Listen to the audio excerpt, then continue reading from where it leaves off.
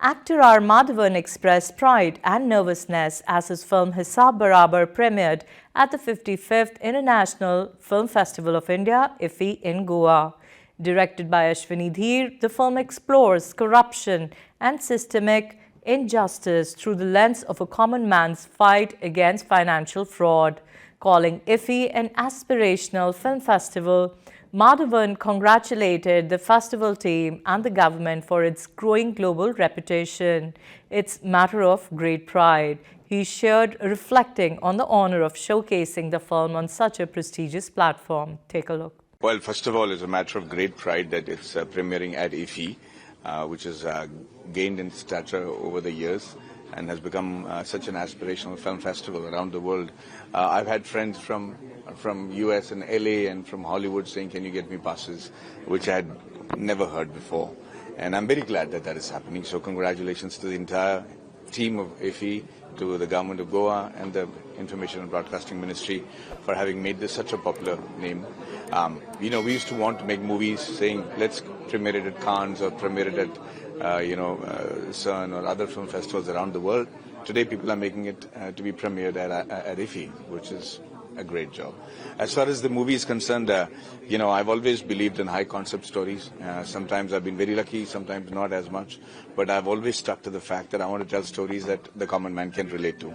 So Hisab Barabar is on that line. It's about a guy who loves numbers and accounting, and with his passion for it, he finds out anomalies in the accounting system in the banks, and how this is turning out to be quite a scandal in his life, and what he does to bring down the entire banking system.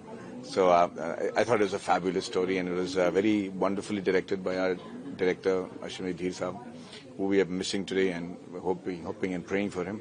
But I think the nervousness doesn't come down. After releasing 90 films, I'm more nervous today than I was during my first film.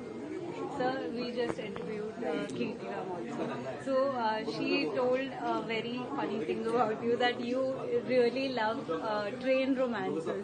So you want to say something about that? Yeah, it's very strange. From my very first film. Is it fascinating? No, but whenever I have romanced on trains, the film has done really well.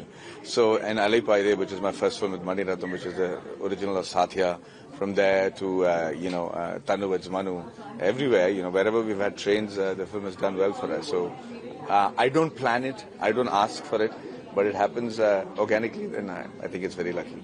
So how do you think that we all already know that cinema can change perspective of people about certain projects or certain topics? So this movie talks about corruption in a very comedic way.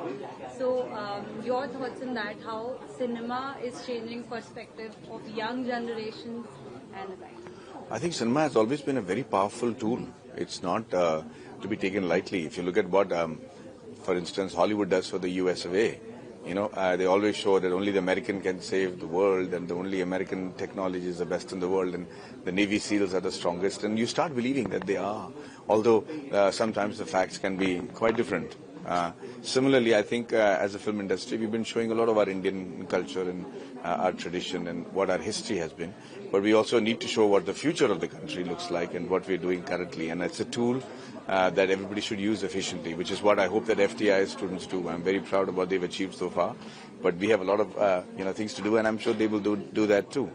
As far as society-changing films that I've been part of, for instance, let us say Guru or Rang De Basanti or Three Idiots, you have seen distinct differences in the way that society and the country functioned right after the release of these films. Rang De Basanti was one of those films that gave rise to the free media.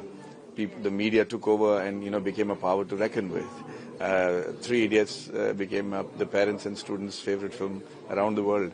So I'm lucky enough and fortunate enough to be part of these filmmakers' stories.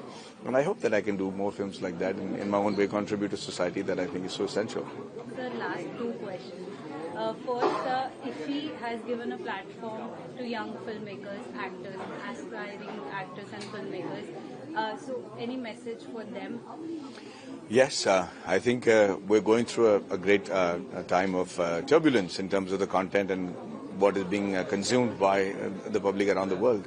I think Western films, Indian films, everybody are struggling. Some films are doing exceptionally well, yet others that were expected to are really falling flat on their faces. So the way the content is delivered and the pacing of the storytelling has to change.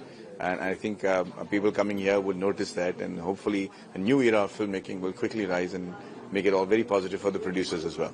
And the last question. We are in love with Rehna Hai Tere Dil Mein, and Thank we you. will be till cinema exists. So, how did it feel when it re-released in the cinema? Well, when it first released, it didn't do well. It was a flop. So I remember being heartbroken. I had gone to all the temples and prayed and come back, and I had made sure that I had left no stone unturned to make the film the way it's supposed to.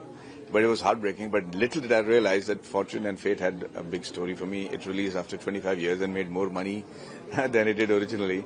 So I'm very grateful for the love of the people as well as the audience. And it's wonderful to be recognized for doing a film 25 years later.